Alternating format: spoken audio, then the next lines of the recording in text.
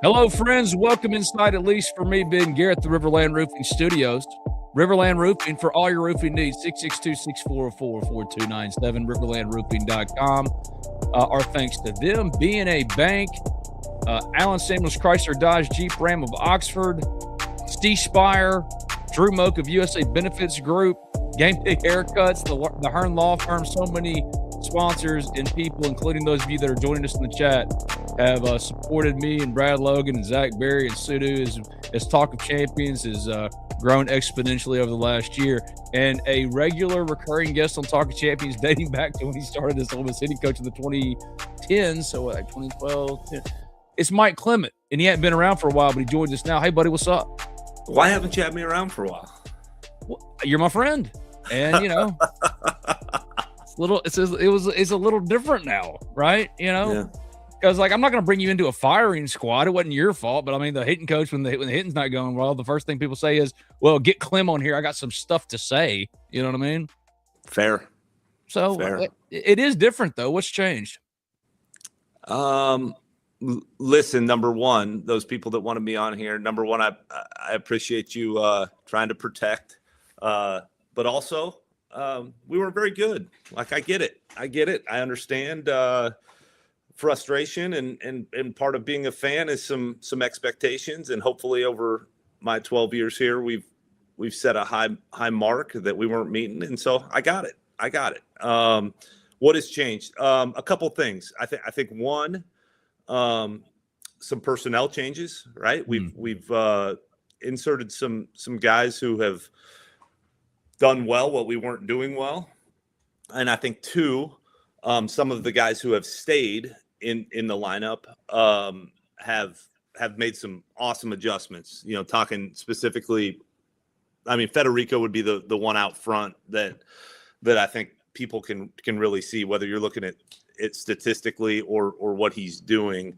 And maybe I made a mistake, or before the season started, I grabbed Furness, Federico, Decker, and I was like, hey, we'll go how you guys go. And I thought they could handle it. And what I meant by that is Becerra and Utermark, and even Foley to a degree, we're going to do what they do. And there was going to be some ups and downs with those guys just because there's a little more swing and miss, but they were going to impact the ball and that. But I felt like we would go as those guys went. And they didn't go, you know, for a stretch in there. The preseason is the pre-conference season was the pre-conference season, and they were fine. But to those guys' credit, and this is hard to do when you're in the thick of the SEC, man, they've turned around the approach, and you know, for Fed to do what he's done as far as not swinging and missing, making solid contact, being good from both sides of the plate, being on base all the time, and really Decker, unless you are the old school guy who only looks at batting average, those numbers are really, really good too. You know, he's either first or second in our league in walk percentage, and he's on base all the time and is scoring runs. So, you know, I think it's a combination of inserting Cannon Golden a little bit, inserting Owen Pano, and then those guys, I think even more than that, those guys being really good. I'm glad you brought up Pano, man, because for us Owen Pano true believers, it's been a long wait. No player development track is the same, but now Owen's getting some results, and it's been really challenging for him. Now, listen, for those that might not know the recruiting pedigree of one Owen Pano. Yeah. I mean, this was the 6th highest player of our freshmen to get on campus for his recruiting class of 2024. Perfect game, top 500. I think he was number 21 or something. This is this is a lot of pressure and one of those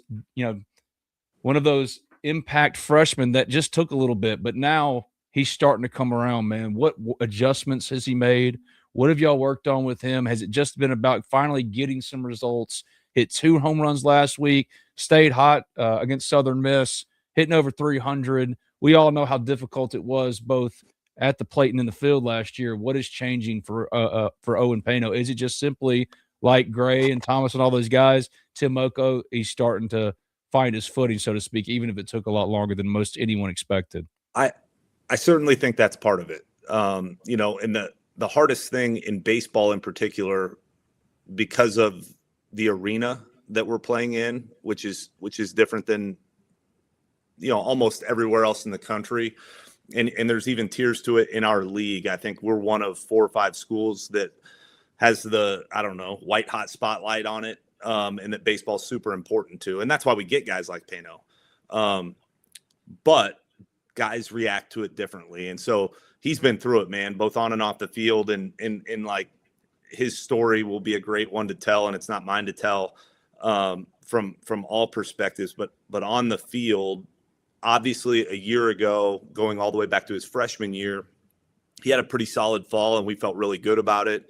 And then, you know, just didn't perform offensively or defensively and got buried a little bit like freshmen do. And you named a bunch of them who ended up being superstars here that it took a while for. And so the cool thing about him is, man, he's turning the corner in front of our eyes and in real time and in real games and against real competition. And like you said, and I think you said it well, the curve is different for everybody, and our sport is unique, you know, and in that way, and it can change quickly. And so I think it's a couple things. One, that just the maturation and, you know, being able to take a deep breath and the game slowing down for him. I think all of those things are true. But I don't want to discount the work that he's put in too. And so, man, he's gotten way better. And speaking from an offensive perspective, because he DH'd last weekend, and I think there's another component of it too. I understand that our game wasn't streamed last night, and that caused a little bit of disruption on the internet, from what I was told. And so, but we did our part here on Talk of Champions. For the first 5 innings, we had the stat broadcast on the screen, talking about it in real time, encouraging people to listen to DK and Hindu. It was in the year of our Lord 2026 to not have a top 25 matchup. It's tough. It's tough. I was one of the few people who actually got to see the game with my eyes because I was working. And Pano, for the last, I think maybe 4 midweeks, has also played shortstop. And it's amazing because we punch everybody out, how few chances he has gotten at shortstop over those 4 midweek games. But late in that game yesterday, call it the 7th or 8th inning, he made a play to his left that he flipped the ball, backhanded to Decker. That was a really special play at shortstop. And so, like, I think he's turning the corner in all areas. There was at one point during the LSU series where they're making a pitching change, which they did a lot of, and he's on third base running the bases. And it's the human element of it because he's an awesome kid and I love the kid. I looked at him and I said, "Man, it's a lot of fun playing, huh?" And he just looked at me and smiled, and I just patted him on the chest and I said, "Man, I'm proud of you." And it was one of those moments where when you're with someone every single day and even you watch a guy stretch at practice a year ago knowing he's not going to play, and you can just see he is fighting it and trying to be a great teammate, but he's a human being that wants to play and has had all these expectations on his head. And you see the body language and him fighting it and the emotion that comes with that, where these guys have poured their entire youth into getting to this point and hopefully getting beyond this point. And you see the struggle that they're going through. Man, when you're with that guy day in and day out, you're so proud of the success and you want that for him. And so, man, it's gratifying. And I know it is for him too, but it's really cool. And more than anything, and again, this sounds like a coach talking about a good player, but he's been a great teammate through it all. And that's hard to do. Man, that's hard to do. And not that he was ever going to be a turd, because that's not how he was brought up. But that's hard. It's hard to continue to cheer for guys that you're supposed to be in there with. And he's never wavered, man. And in this era, he had a chance to leave last summer and didn't do it and wanted to stick it out. And I'm thankful that it's paying off for him. I am too, man. It changes the length of the lineup, the composition of the lineup. things fall into place. I remember back when y'all were going through the portal, and y'all signed one of the nation's better portal classes. I mean, Tristan Becerra, Daniel Pasella, they're name it. All of these guys were high ranked guys from the portal. The arms that you added as well. Yeah.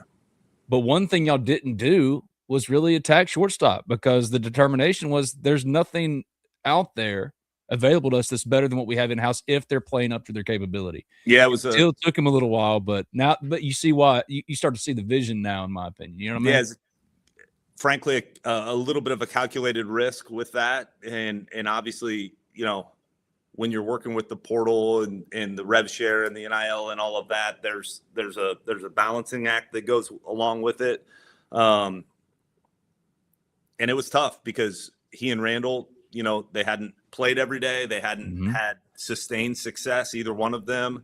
But we believe in those players. And I think the cool thing about our program and the guy who leads our program is we want to, as much as we can, show loyalty to the guys that we believe in and that believe in us, not at the cost of losses, but we believe in those guys, and it's taken a while, but we're reaping the fruit of that now, and that's rewarding.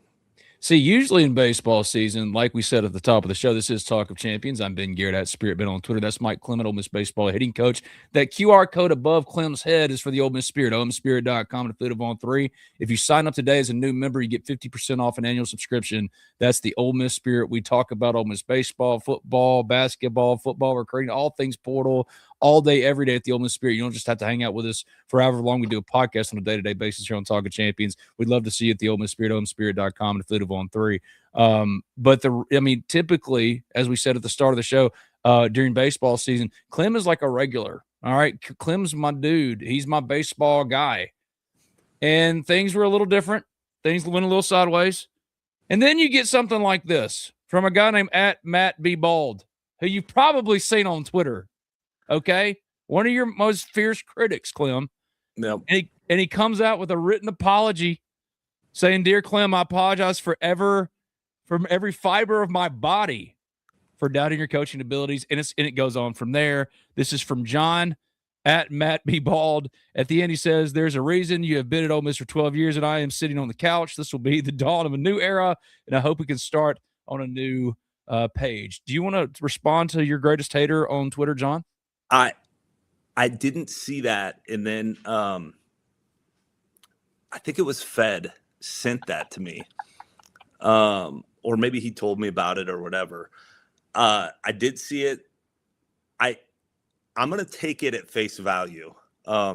There's something about reading through that makes me think like this guy made a bet with one of his buddies that was like, if they score some runs and we sweep LSU, I'll write a handwritten letter to the guy. And then I'll be darned if it didn't happen. But I'm going to take it at face value. I'm going to, I mean, that guy appeal wrote to that your out better long, angels man. and take it at face value. Written anything on notebook paper that long since about the 5th grade. And so it took some time, certainly, for him to write. I assume it's a him to write that. Pretty decent John. So yeah, I think so. Solid penmanship. And I'm going to take it as a sincere letter. And I'm going to take the guy at his word. But listen, like I said at the beginning, I get it. I understand the frustration, and we have as good a pitching staff as we have had in my 12 years here. And I mean this with sincerity. And we went through a stretch longer than I would like, and certainly longer than John would like, of not swinging the bat very well and being really inconsistent. And so I get the frustration. I do. And so I appreciate him sticking with us and recognizing when we swing it well and we start to come out of it. So I'm going to take him at his word. I appreciate it. It's funny. Some folks in the chat, including Dakota King, says we need to get you a new chair, Clem. What's going on with the chair? Look at this thing. Yeah. It's beat to death. So ever since the 7th grade, I have cut my hair with a half guard, right? So a half guard, the green one with clippers. And I think what happens is, and I'm due for a haircut every 2 weeks, Sure. whether I need it or not. And so, listen, I'm not Coach Bianco and I'm not Laugh. So, like, I have some power alleys here, but I have hair, right? And so, You said I got some power alleys. every 2 weeks, I do cut my hair, and I think when I lean back, the stubble like got in there. The bottom line is I do need a new chair. So, but hey, listen, we're trying to hold our money for players, and so if this means I just keep this chair, I'm good with it. Well, the reason why John can come and do a handwritten apology and Clem can come on the show and not have to deal with a firing squad of a chat or anything like that is because Ole Miss is doing better, man. Like, I mean, you're talking about 5 wins in a row, 8 of your last 9. The offense, ever since Judd's homer against Florida, really turned the tide in that way. That could be a fulcrum point for Ole Miss, in my opinion. It's just been a different offense. And got some questions for Brad because he wanted to be here. He's on a plane. He's really disappointed. I know. If you want to say anything about Brad, you can. He can't do anything about it. He's got really spiky hair. And he wanted to ask, has the approach at the plate changed from a launch angle perspective? It felt like it was a home run or a punch out, where now it's much more controlled and pitch oriented. Yeah, completely understand the question. Miss Brad on here for sure. Believe it or not, I'm not sure I have used the term launch angle or very little in my time here. That How do you? Please, I'm sure that people will call me a liar for that because of how the season has gone. And listen, like, we hit a bunch of home runs last year, and we hit a fair amount this year too. We want to hit the ball as hard as we possibly can. Sometimes the angles, because even though it's called offense, the pitcher is dictating where the pitch goes. Sometimes the angles are hard to create from that standpoint. So we don't really talk about that as much as we do hitting the ball hard. To the first part of that question, has the approach changed? Certainly. And so we've worked really hard, in particular over the last month with some of the struggle to probably, and with certain guys in particular that we talked about earlier on the pod, to really trying to flatten out Randall, Federico, Decker, Pano, even before he was in there, Golden, about being flat in the middle of the field. It sounds old school and all of that, but those aren't the guys who are going to produce the double-digit home runs for us. And so we still want them to hit the ball as hard as they possibly can, but obviously we need those guys to be a little flatter. And so certainly we've worked really hard at that. We've actually, and this goes a little bit against the way I coach, we've also worked really hard at the bunts, and you've seen we've gotten some bump base hits. It's not a ton, but Fed has them, Mosley has them, and so Decker has them. And so we've tried to change the game a little bit from that standpoint with certain guys, just to get on base more, to be on base in front of Judd and Becerra and those guys in Furnace. And certainly it's worked, right? And so there's no let up, right? We don't play the bottom 2 teams currently in our league this year, and our conference schedule is about as hard as you could possibly get. But man, we're in a certain way, it's a good thing because it's just the same every week, right? You're going to face really, really good arms that are top 3 round type guys, and it'll be no different this weekend. But there really hasn't been a let up. And so I think to say get used to that would be a little bit of a stretch, but we kind of know what to expect. You know, it started in Austin and then went all the way to last weekend. It'll continue in Knoxville this week.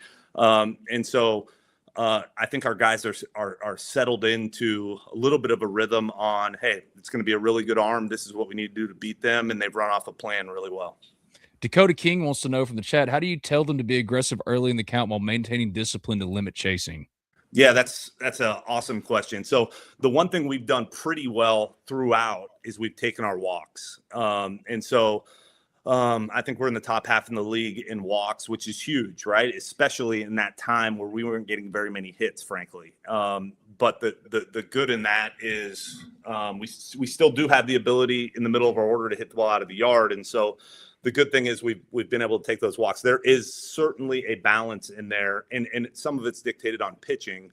Like with LSU this past weekend, they have elite arms, but they had thrown coming into our weekend like 108 innings as a pitching staff in SEC play and walked 75. That's a big number. And so we wanted to be a little more disciplined against LSU, and we were, and that's where we created some of those crooked numbers, big innings of 2s and 3s and 4s, because they gave us some free passes. Tennessee's a little bit different than that. They're strike throwers. And so there may be a touch more aggressiveness this weekend, but I think it depends on the player. Number one, if you have a guy like Decker or Federico, who we don't have a ton of fear of them hitting with 2 strikes because they're going to, for the most part, take the balls and swing at the strikes. We can ask them to be a little more disciplined as far as takes go early in counts. It's a little different with the middle guys because we need them to do damage. And so it's not that we're okay with Chase, but also they have a little more margin for error. You know, we've seen Judd Utermark hit a ball that if he takes it, it's a ball, and hit it 420 feet. And so we're all right with him being a little more aggressive. And so I think from an approach standpoint, which is what Dakota's asking, I think it's a little more guy to guy, but that's where we've done a really good job here over the last couple weeks. And it really kind of, and it sounds backwards to say, it's kind of started in Gainesville, where I felt like the at-bats started to come. And that's, I know someone's going to say, like, you went 20 innings without scoring a run. I got it. But Florida has elite arms, and I felt like we started to swing the bat a little bit better there. And then obviously it's carried over to winning 5 of our last 6 and all of that. But I certainly feel like the approach from guy to guy, which is different from a Federico than it is to a Utermark, but they've really sold out to who they are within the confines of our offense. And that's where we've gotten better results. This is Talk of Champions. I'm Ben Garrett. He's Mike Clement, Ole Miss baseball hitting coach. Hang tight, only a few more minutes with Clem, but I want to play some commercials for all of the sponsors that support us. Riverland Roofing, of course. Allen Samuels Chrysler Dodge Jeep Ram of Oxford, the Hearn Law Firm. Mike Clement's been so gracious with his time on this Wednesday. We'll come right back and talk a few more questions, including if the weight has been lifted off the shoulders of Ole Miss after that 20-inning marathon of not scoring a run. So, Clem, hang on for 1 second. Let's hear from some of our sponsors. This is Talk of Champions. Homes and businesses from the whims of nature. You need more than just quality materials. You require Riverland Roofing. Licensed, insured, and certified, Riverland Roofing offers not only the assurance of excellence, but a tailored approach to your unique structural needs and budget. To learn more about what Riverland Roofing can do for you and the community, call them at 662-644-4297 or visit riverlandroofing.com.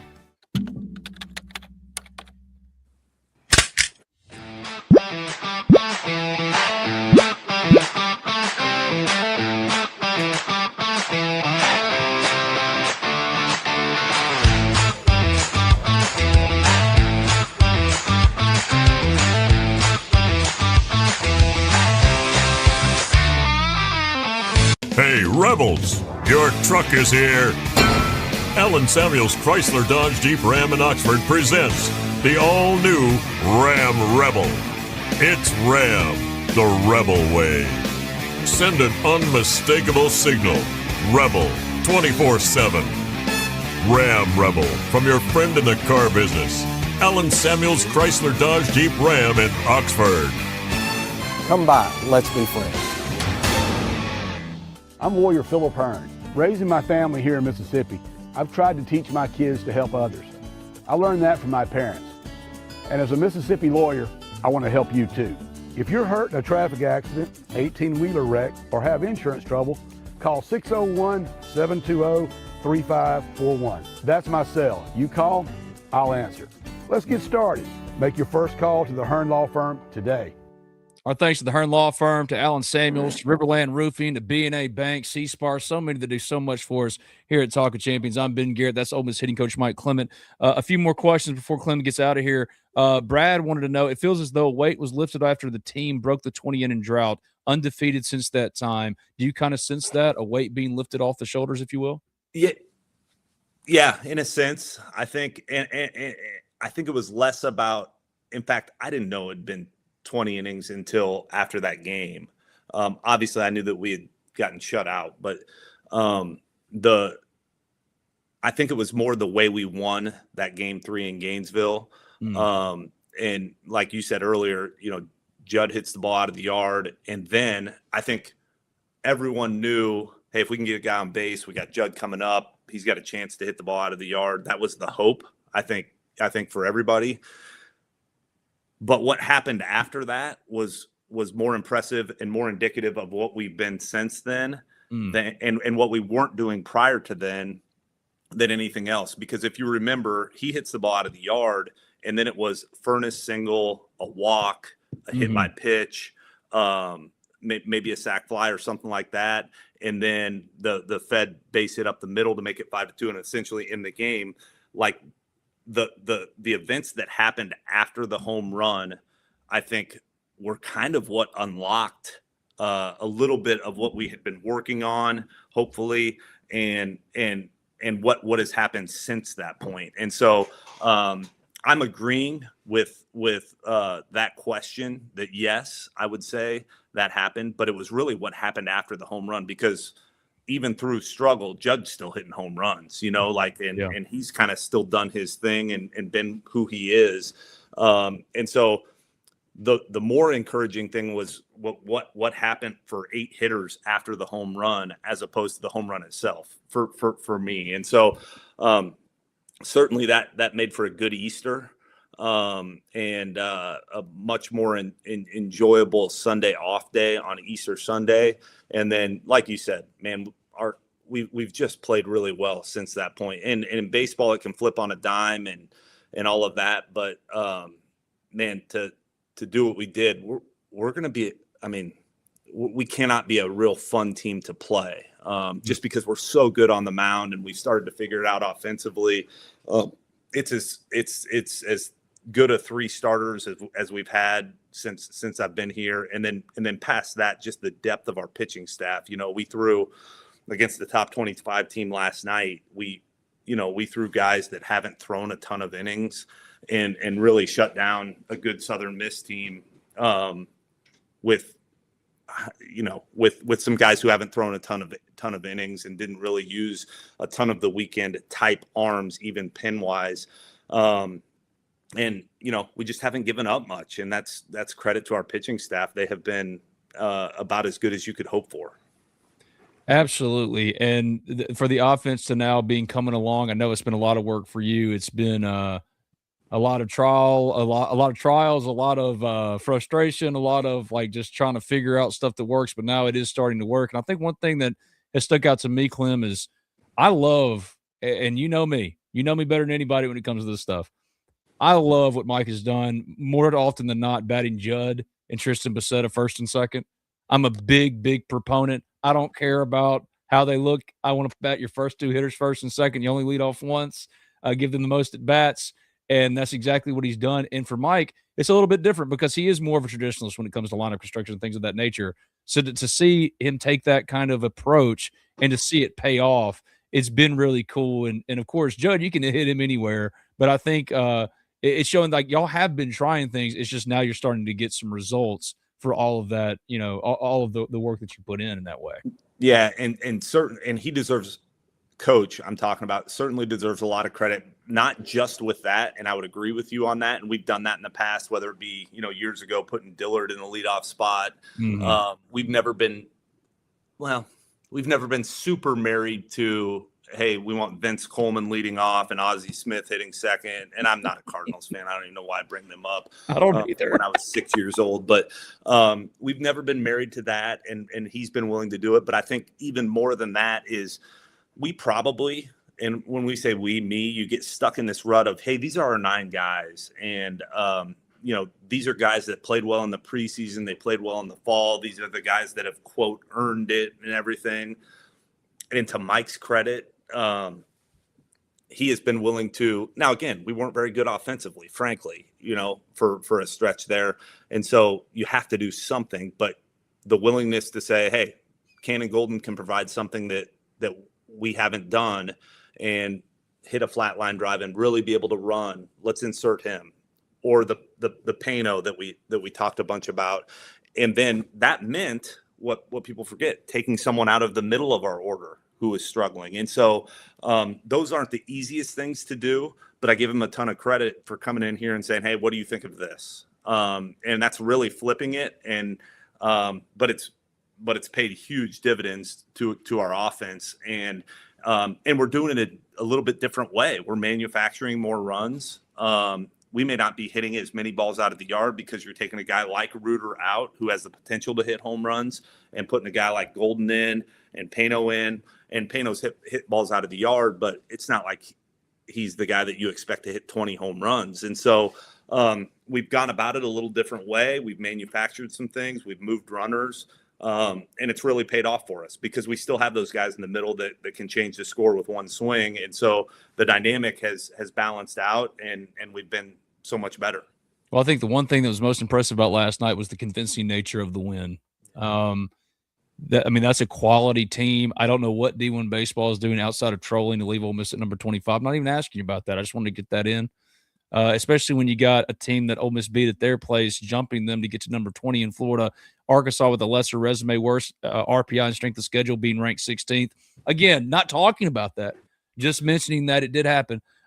This team is on the right course, and last night was a good, I want to say, statement win as far as what you've been seeing for the last couple of weeks weren't the outlier. It could be a turning point, especially after that Judd homer. The 20 innings without a run, and then boom, and you're starting to see this confidence and this contagious nature of offense take hold, and it's really exciting to see if you're an Ole Miss fan. We'll leave it to Dakota King to get us out of here. Can we expect the same lineup from last night for this weekend that included Owen Pano at short, right? You might mix up some DH stuff, but I think I know what picking up what Dakota's putting down. I think so am I. I am. I think it's a possibility for sure. Coach is speaking right there. That's his coaches speaking as coaches can speak. Pano's going to be in there. I think they haven't announced their starters, but if Tennessee does what they did last weekend, I think they'll go right-hander, left-hander in that order, Friday, Saturday, Sunday. Pano's going to be in the lineup. There's no doubt about it.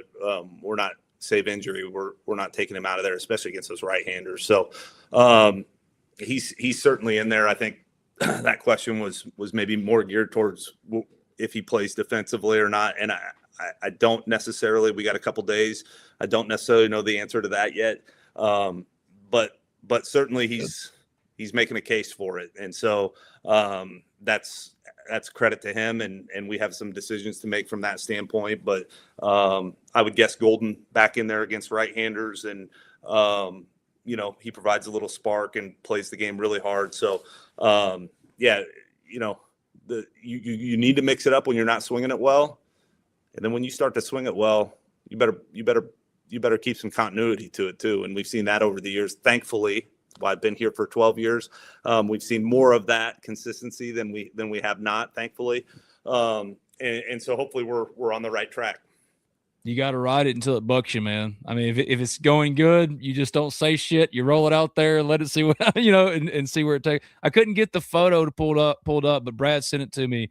He's on a plane and he's got on his iPad with the tray table in front of him. He's watching us on his iPad. So, hey, Clem, let's wave to Brad. Hey, Brad, how you doing? He told me the other day when I saw him at the ballpark that he was going to be on here. So I hope whatever he's doing on a plane, I hope it's very important. But he certainly makes the look of the human beings on the screen a lot better. That's for sure. Always very well dressed, very professional. And not saying that you and I aren't always professional. I'm looking at your chair and I'm looking at my batting practice pullover. I know, I got it. He's very buttoned up, very professional. Meanwhile, me and Clem, we could do a podcast from the back of an El Camino and be Well, thankfully you however it worked with you bringing him on this fall and now it adds an element of professionalism, which was drastically needed when me and you hop on a podcast. So I'm glad that you're clumping yourself in there, knowing that you just want to say, "Hey Ben, you slob! You finally got a guy that puts on a collared shirt." I felt like I had to. I felt like I had to put myself in there, not to just crush you. Yeah, thanks, man. That's a real friend. Just like I'm a real friend. I couldn't let you come to a firing squad for weeks. Now Ole Miss baseball's and it is hitting and pitching, and man, let the good times roll. It doesn't get any easier, Clem. It doesn't get any easier. I look down the rest of the schedule. Tennessee this weekend. You still got number 16 Arkansas, number 10 Texas A&M, number 5 Georgia. But right now, like you said, no one wants to play Ole Miss when they're playing up to their ability and their capability. And this is looking more and more like the team y'all thought y'all had in the preseason. And man, I hope I'm not going to pronounce this guy's name because it's hilarious, at Dirty Eater. But he says, "Damn, Ben, he's taking shots." No, that's exactly what you think. That's exactly what you think his name is. What is that picture? That's Lane as like a terrorist. Love Pete Golden. He's the man. End it with that. What is the thought about Pete Golding? You know what I mean? Since little dirty cedar, said, come let's take it. Yeah, Clem. That's who Clem. If Clem didn't talk his crap to me, I'd say there's something wrong with him. So, yeah, but like, what do you think about old Pete Golding? How's he? Listen, as a former Division II baseball player, I can really appreciate him and what he's about. And with all honesty, I told you off air. He told his guys at spring practice last week, "Hey, get to the baseball game." And awesome.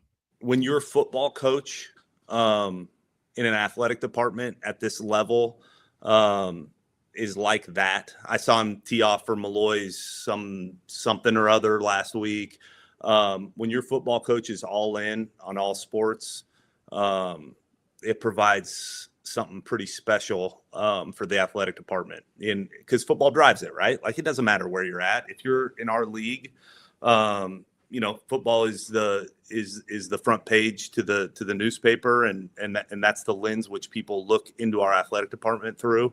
And when you have a guy running that program that's that supportive, it's pretty special. It's pretty cool, and it's a good soundbite, man. Like, he's a fun guy to listen to. So easy to cheer for sure.